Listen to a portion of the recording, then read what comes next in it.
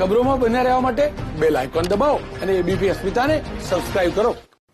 દાહોદ જિલ્લાના છાપરી ગામ પાસેથી આઈઓસીની ડીઝલની પાઇપલાઇનમાંથી ડીઝલ ચોરીનો પર્દાફાશ થયો.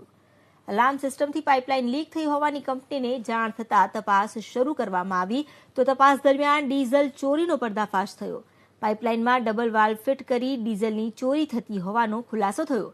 ચોરી મામલે સુરેશ બામણિયા, સંજય ડામોર અને કાંતિ બામણિયાના નામ ખુલ્યા છે. આરોપીઓએ 12,000 લીટર ડીઝલ ચોરી કરી હોવાનો ખુલાસો થયો. ડીઝલ ચોરીમાં કોઈ જાણકાર માણસની સંડોવણી હોવાની પણ પૂરી શક્યતા છે. પોલીસે હાલ જે આરોપીઓના નામ ખુલ્યા તે આરોપીઓની શોધખોળ હાથ ધરી છે. जब एक्सकवेशन किया तो ये बात सामने नज़र में आई कि भाई यहाँ एक ढाबा है, न्यूली कंस्ट्रक्टेड ढाबा है. ढाबा के पास से ही पाइप में छेद करके पिलफरर ग्रुप ने भाल्व फिट कर दिया है.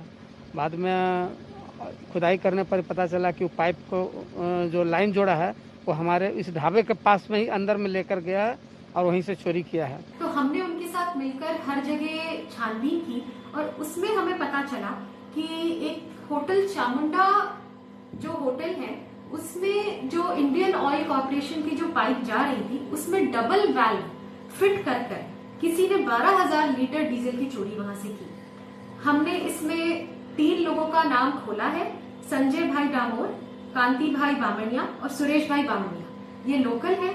इसमें और इंटरोगेशन की जा रही है. ये लोग अभी एब्सकॉन्डिंग है तो इसमें इन्वेस्टिगेशन अभी जारी है.